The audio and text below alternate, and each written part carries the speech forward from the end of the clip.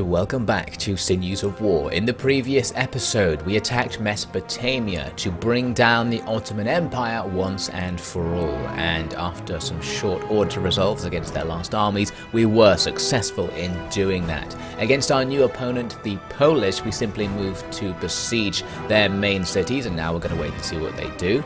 Our expedition against the final new Spanish territory was delayed when an army appeared to attack us, but it was really scrappy, and despite having invisible troops, proved to be completely unable to stop us. Costa had a similar problem as he moved into Persia. An army appeared to try and stop his movement, but again it was a resounding defeat for our enemies when their troops just proved to be too far inferior to the professional infantry of our side.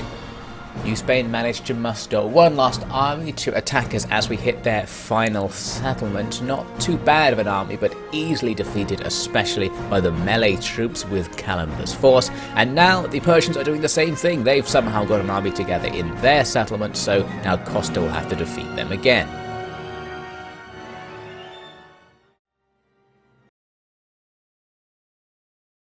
I understand their reasoning. After all, I was once the official chaperone to Mr. Voss. As earlier entries recount, I would ride frequently with my reports on his movements to a certain Mr. de Groot, an agent of the stadholders in title, but perhaps their greatest opponent in reality, but that is besides the point.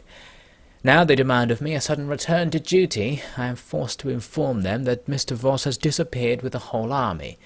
Mr. Cortland's last missive from the south stated he was returning to the capital, but no ports have admitted to giving his army passage, and if he made the journey on foot he would have arrived by now, and no doubt generated some reports of his presence along the way that would have reached my informants. I have decided, then, to stop looking, especially since I was reluctant to even start. I have come to understand that the existence of Voss as a political wildcard is rather a stabilizing factor. They know that Voss is the figurehead of a rather large section of the population, one that does not want the king's new world, but rather the old one fixed, the vast conservative peasantry that has threatened political engineering for all history. And since they also know he will likely disobey orders that run counter to his arbitrary whims, they believe they have no greater enemy.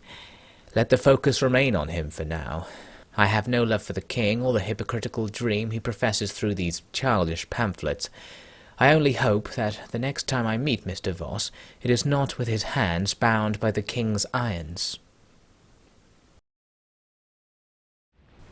We're here at Costa's battle against the Persians, and they've started things off particularly poorly, sending in a couple of very low quality line infantry units to duel with our line one-on-one, while the rest of their army is just milling about towards the back of the map, taking my artillery fire. Now this replay is actually kind of corrupted. It didn't go at all like the battle did, but the overall themes were the same, so I'm going to just use it anyway. Here we can see some cavalry charging some random units at the back. Not sure if it was actually those ones, but that was pretty much what happened. And here we can see enemy cav fighting with my line at the front. I've actually charged out these line infantry. The battle was actually taking place inside this infantry square back here, and the men charging in were going into the square to help push the cav away rather than getting in the way to stop the square fighting, so it wasn't as bad as it looks. Got some company cav of my own heading into the attack. They actually attacked on the flanks rather than towards the center like this, and now they're heading back to wherever they're supposed to be, so that's nice of them.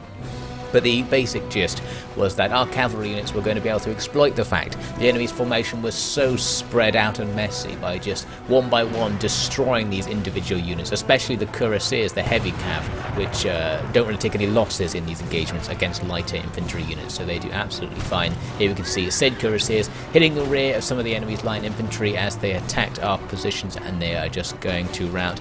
Easy peasy for them. They've got some cav and stuff in the center which they can still use that I think was actually gone by this point in the real battle, so things just kind of breaking down now. I think they only had one or two units, and these guys off on the flank had been destroyed by my concentrated artillery fire as well, so they weren't supposed to be there. But in the end, I think we all know what is going to happen in this battle. Their general died fighting in melee with my men, and it came to an end. The battle replay claims it was a draw because it didn't end at the right time, so here's the real result. We lost something over 800 men, the enemy losing thousands of troops, one unit of grenadiers doing very well but taking heavy losses because they actually fought in a prolonged melee in the battle against much of the enemy's infantry, and the Persians immediately asked for a peace treaty. This is exactly what the New Spanish did as well after losing that battle. I thought maybe I'll take peace if they give me loads of their territory or something, but they didn't really have that much to give me. I ended up just forgetting about it. And now we had a declaration of war all of a sudden by the Iroquois Confederacy, the set of Native American tribes in North America. I'm not going to risk any alliances because I don't think I need to call in people against these guys, especially because many of them won't be able to help anyway. And the most remarkable feature is the name of the enemy's leader. Any Native American language experts want to tell me how you say that, do feel free. So let's have a little look at the situation.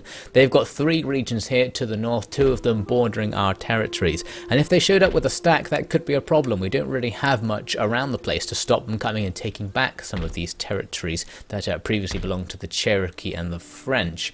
So I'm going to try and build something up there to see if we can stop them in time. The New Spanish refused to surrender their final settlement to me, so Calamba going to bust in and kill the final few units, and that does indeed defeat the faction of New Spain, which is great because their 1.5 stacks of actual troops that were moving around in Central America will now disappear, so that's saved us a lot of time and effort. Now I'm taking a look at Persia. We can see they've got 2 regions here just to the east of our territory in Mesopotamia with about 2.5 stacks combined troops. Not too much, especially considering that the troops are of low quality. I was basically trying to decide how I would deal with Persia, and I'm looking at the road system. We can see that Kabul in Afghanistan isn't really connected via roads to the rest of the Persian Empire, so it'll be hard to go and capture that place. So what I thought I would do is just ignore it basically for now and push west towards their capital. First of all, Costa needs to finish that siege. The enemy's couple of troops, again, refusing to surrender for some reason, so he's forced to kill them in order to capture the region, which is fantastic news. And for some reason, this region has the expensive upgraded metal roads, but otherwise is completely impoverished, so we'll have to work on developing it up. Now finally I wanted to take a look at the war with Poland, where you can see we've got their forces under siege in their 2 major cities, and we're just going to leave it like that. There's no particular rush to fight them. In both cases it would be a difficult assault to make, so I'm just going to see if we can siege them out entirely. And I'm also going to start my tradition of always asking Sweden for peace every turn. One day they'll accept it. A message for you, Director General. A messenger with a message. How novel. Who's it from? It's from Teo Wang. I'd appreciate it if you would finish your sentence before you had a stroke next time. Give me that. Oh, it's from Terry. Run out of furs again, has he? No, it seems he wants war. A foolish move, but so be it. Take a message to the town. I want all publishers and criers to announce that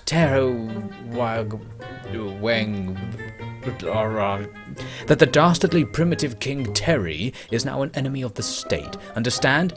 The tale of Terry the Terrible shall be told throughout the colonies, sir. Moving on, the Maratha Confederacy suddenly declares war on me, which seems like a pretty bad move at first. They've only got 2 regions, not going to bother bringing any allies into this one. But actually they have a full stack that immediately emerges from Bengal and goes on the offensive, so it seems that unlike many of the other factions that have just arbitrarily declared war on us, they actually had a plan to attack, and they probably are going to be able to take a region from us as a result of that. So I need to put together a force to try and stop them at some point at least. We've got these reserves back here who I can start mustering together into an army. Going to move them over to Hyderabad, where I can recruit more units into this army to get something more like a full stack, which should be all we need to stop the enemy. We are though going to have to give up this first region that they appear to be targeting. Going to have the militia that were defending it just flee because there's no point fighting that battle, so we'll surrender the region to the enemy, even going to cancel the road upgrades I had just so the enemy don't get them, and we'll have to just try and take it back later on.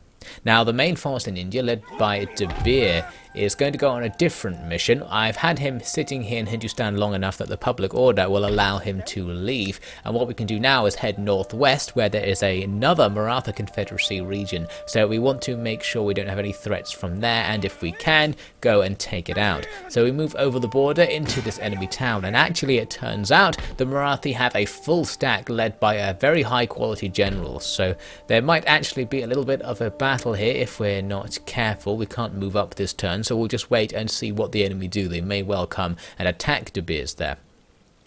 Now, against the Iroquois, I'm going to send a ship from our main fleet, which is hanging around in the northwestern Atlantic, to come down and have a look at the enemy's territories, just to size them up. And we see they actually have a lot of troops for their size. They've got stacks in 2 of these regions, full of archers and native warriors, both units that can do well against our armies if used correctly. Very much a situational counter. We're going to raid some Persian trade, which happens to be going down to the Quebecian ports there, so that's very nice. Now, I wanted to take a look at the prestige, and I was a little bit annoyed to find that Russia are still beating us for military prestige. We have the overall prestige lead, but not by as much as I would have liked, considering the gigantic size of our empire compared to the size of Russia, which isn't all that large and doesn't have all that much military success under its belt, so I don't know what that's all about. Now, the Polish at Warsaw sally out to attack Gaiden, and they've actually been reinforced with another half stack of troops, so that's why they've made that decision. So we're going to have to defend against this attack. Lots of militia in there, but also lots of regular line infantry that will be a match for ours, so we're going to have to be a tad careful. Luckily, I had the trenches on my side, so what I've done is basically set up a line of trenches in the corner of the battlefield and had my men stand behind them, except a few men who, of course, occasionally refuse to go behind the trenches. These two up to no good on the trenches, I'm sure. And you can see I'm actually being pretty unsportsmanlike here, because I've got the red line of death defending my flanks, got cavalry defences behind me there. I meant to put them in front of the army, but messed up while doing the deployments, and now I've got cavalry defences behind me, which is not useful at all. I do have some reserve units out there as well. Now you can see the enemy have already moved up, but normally the Empire AI would attack with its cavalry as the battle started. But on this occasion it actually just didn't do anything, and I think it's because if the cavalry don't have a clear flank attack path, they won't make any attacks. Even if it is a frontal attack, they actually end up making. So as a result, the cav are just going to be turned off basically. They won't do anything for the rest of the fight. Instead, it's going to be the infantry who come in to make this engagement. And of course, with the trenches on my side, I'm very happy to take line battles, especially when it's against units such as those firelock armed citizenry who aren't going to be very good at line battling anyway. They do have actual line infantry, as I said, so that's going to provide more of a challenge, and they've got fire by rank, so they can equal my firepower, but just having that advantage of the trenches means I'll take fewer losses, and the fact the enemy aren't using their formations very well makes it super easy for me to get enemy units while they're moving, etc. Some of my men, as I said earlier, don't like to be behind the trenches, and this officer here is one of them. I don't know if he's trying to intimidate our Polish opponent by doing a Slav squat on the trench, but whatever he's doing is working. You can see the enemy formation just breaking apart ahead of them, and other enemies moving along horizontal lines in front of the trenches, going to just open themselves up to fire. Very bad moves from the AI. More of my men there jumping on top of the trenches to get better shots on the enemies.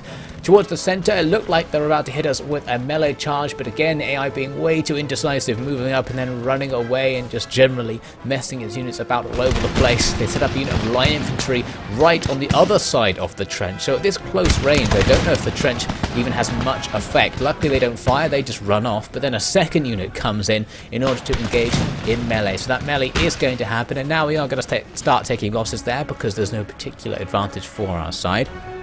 Now, all of the cavalry in the army had been deployed in a hidden position elsewhere, and now it's going to come in to start taking part in the fight. First, I wanted to attack all of these stationary units of enemy cav. I thought that might be a challenge, but actually it proved to be very easy. The enemy cavalry looked heavy, but they're actually not very good. 2 units going off to defeat some artillery in the distance there. That's been pounding my position. This formation of mine is weak to artillery. Luckily, the enemy didn't have very much of it. So as their army basically half does nothing, half gets involved in this melee fight, I can move up the reserves I had at the back to basically plug gaps that the melee is going to be causing and start pushing the enemy back again. And the enemy's militia and Farlock armed citizenry aren't going to do very well at all in that melee, so the enemy's losses will be great, and that's going to impact their morale, especially with my men giving them point blank range fire there from the flanks. And we can see enemy regiments starting to just give up on this idea entirely and flee backwards. The enemy's general with a cavalry unit there moving up to take a look at the situation, but it's not going to restore their morale. So my troops will now scramble to get back in formation, ready to continue firing upon the enemy. So very soon we started to see the rest of the enemy's army, which was just standing out there, sometimes in square formations doing nothing, starting to fall back there, taking more losses as they go. And even though basically everything's routing, the fight is not going to be over, because they have units both inside the Star Fort still, and their reinforcements are now coming onto the field there. You can see a general coming on, a couple of random mortar team members running about there, not sure what they're up to. Got some cannons coming on, and some more full units of light infantry right at the back of the map. So now basically comes a very long wait for them to walk all the way over to my line. Once they arrive, we'll shoot them up a bit, damage them, and that can bring in the cavalry death blob to end this a bit faster. We can see one unit already rounding off the field over there. Luckily for me, unlike the Russians, these troops don't form square when they get attacked by cavalry. It's possibly the Polish have not developed that technique yet, so that's fantastic. And you can see how quickly the enemy numbers drop to that attack. The entire regiment wiped out in seconds as 6 or 7 cavalry units just attack it all at once. There's another line infantry unit over here that shatters under musket and artillery fire simultaneously. So that brings an end to the fight, thanks to the fact that the enemy's men inside the Star Fort also just shattered due to army losses at this point. So that is a victory. So tons of kills there, plus the ones from the reinforcements not even noted.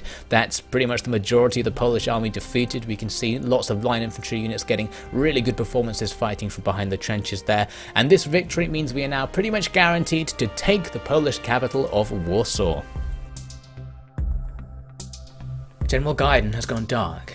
It was even by traveller's rumour that we learned he had taken Warsaw. Neither has there been word from Lord Uwata or General Vermeers. Only Lord Cordland sees fit to reply to me, and if the King really does pass his responsibilities over to the EIC, then that might come to an end. Gentlemen, while the public opinions remain balanced, the support for our government among the military is at an all-time low. There is little doubt that this drop coincided with the King's projects. Now I know we are not all of one mind as to the virtue of said projects, but I think we can all agree that those who do support them are going to have an uphill battle, and at this stage, said battle may be more than metaphorical.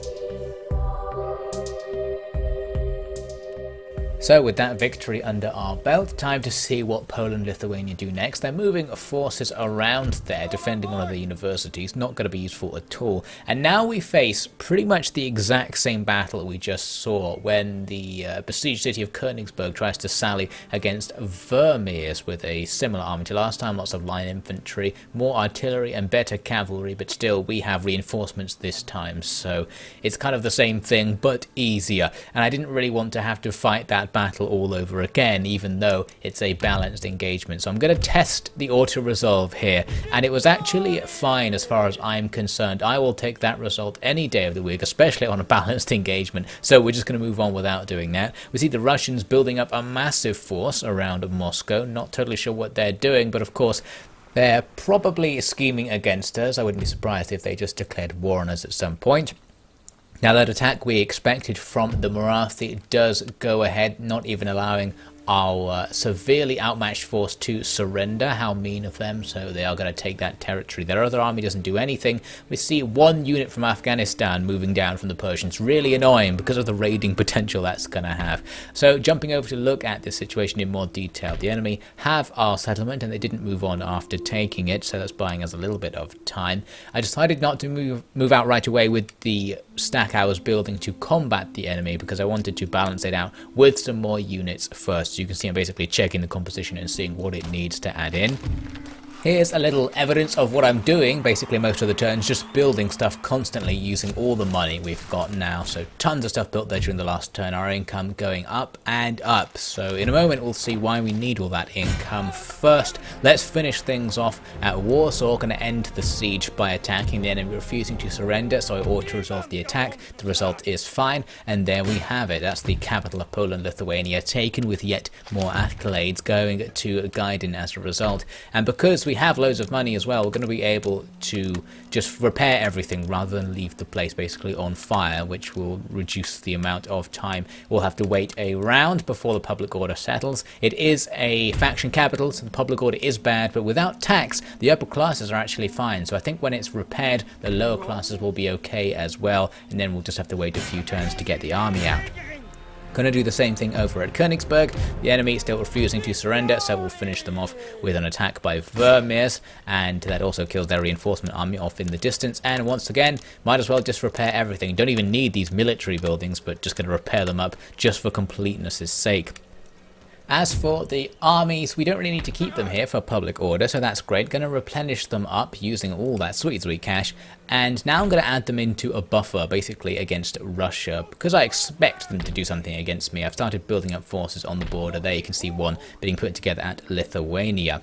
Now next, I really thought that Poland had another territory, and I thought it was this one, Silesia, but for some reason the 13 colonies seem to have got their hands on it, so Poland-Lithuania must have sold this territory after I laid siege to Warsaw and Königsberg, because they definitely had it when the siege started, at least that's what I think. So very surprised to learn there that Poland-Lithuania have indeed been defeated, so that's actually great. It means we're not going to have any threats to these new territories, and you can see I'm immediately just upgrading everything now. I know it's not going to get raided all the time.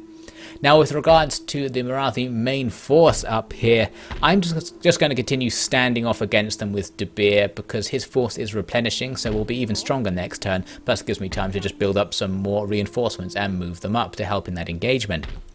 Now against the North American natives, nothing really happening on this battlefront, so I'll just continue to build up my armies. We've got so much money that we might as well, even if they never actually show up. A tense time. The war in Europe is over, and until our associates can bring Russia back in, the troops will have nothing to do, or more importantly, the officers. I recognize that I have rather soured things by hinting at our plan before my authority was truly established, but the blow is far from fatal. The foundation of the plan is almost complete, in fact. The East India Company is ready to be turned over, and the West, well, the West needs attention, true. I say we step up the completion of our power base. Possession of Goa will make India ours in its entirety once the company puts down the rebellion. Possession of New York will not only win the hearts of the people, but provide a base from which operations against Lorovics will be simple.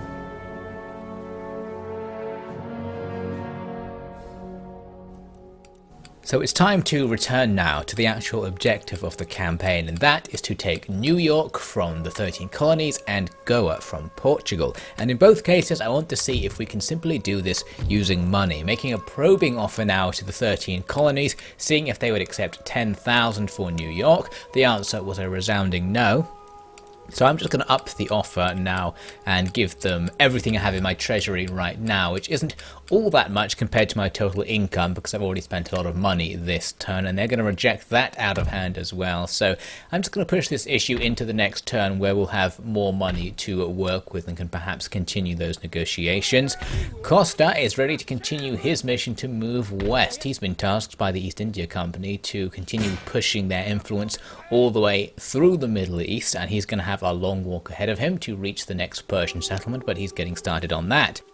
Persia were my only enemy to actually do anything during the next end turn sequence, raiding with one unit and then offering me peace, strangely. I decided I would put the offer out of peace if they gave me Azerbaijan, and they rejected that, so the war will continue, but nothing else actually happens in it.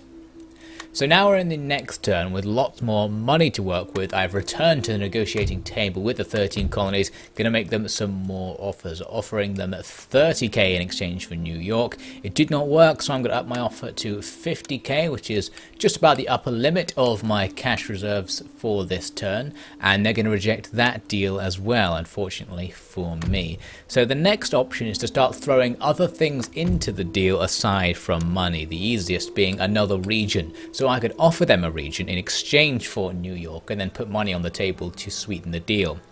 So eventually I find that the Leeward Islands is about the same population and value as New York, so I offer that up and a load of money in order to loosen those wheels, but again I get rejected, and I really don't want to be offering them even more than that. It's going to be especially hard to convince the West India Company to give up more American territories in exchange for this European top-down project, so I decided to switch focus onto Portugal. Both Portugal and 13 colonies are our allies, so they should be slightly friendly towards us and give us okay deal, so that should help out in all this. Now Portugal actually did accept a deal. It was this one. I had to give them a load of money and trade a region that is a region in central India, which we'll look at in a second, and they take the deal. So Goa is now ours, one of our victory provinces, and I traded them this landlocked place that isn't worth very much, and I'm very paranoid now, so I'm quickly checking the victory region list to make sure I didn't accidentally trade them another victory region, but actually it is fine, and that place is going to be very vulnerable for them. A bad trade for Portugal, especially because we're now getting an extra port because of this, going to untax it since it isn't very well developed. So that is forward progress. Now finally, the Persian army appears to stop Costa in his tracks. It's another force, a force of low quality similar to other Persian armies, but the balance bar is even, and you can tell I'm getting lazy in this campaign, because even when I see these balanced battles, I'm still thinking I'm so sure that actually it's in our favour that I don't really want to try fighting it, especially since we've seen this exact battle before very recently. So I go for the auto-resolve. We lose over a third of our force, but destroying 3/4 of the enemy. So I had to decide if I wanted to take that, and eventually I thought, you know, let's just go with that. I won't bother going back to fight that myself. Let's move on and have that Persian army just be defeated. But here's the big problem. At the start of the next turn, Costa dies of natural causes all of a sudden. I didn't expect that, but in retrospect he was actually quite old and of course was addicted to alcohol his whole life, so that probably didn't help either. His men glitching out in respect for the loss of their commander. So the question now is this force, without all the bonuses given by having a general, actually going to be able to continue on and capture that settlement, especially because the enemy have a large garrison to support them. So there's going to be a really big army facing us. So we're probably going to have to, at the very least, just stand here and replenish the army before we make the attack. I could hire a new general in, but he won't provide any bonuses except for his generic morale aura. I realised a solution to all this is to get the perhaps reluctant Cordland to step in and take part in this campaign. He's only 2 turns march from being able to reinforce, and it seems that Baghdad has quietened down after he captured it from the Ottomans, so now he is able to leave. So he will march over against the Persians, and the army of the late Costa will just support in order to represent the East India Company. If there was a centre to the world, it was Amsterdam, or perhaps the coastal ports from which its wealth was drawn. Trade routes that touched every part of the world and dealt in anything of value, all ultimately wound up in the Netherlands. From there, the luxuries of the Golden Empire were distributed throughout Europe at huge profit to the capital's trade companies. It was the ultimate success of their capitalist enterprise. The accumulation of capital was unprecedented, as was the supply of fresh resources to continue the process. The losers in this great game were the residents, native and immigrant, of the colonies, for whom the chance to use their resources for their own development was fading away, and not without notice.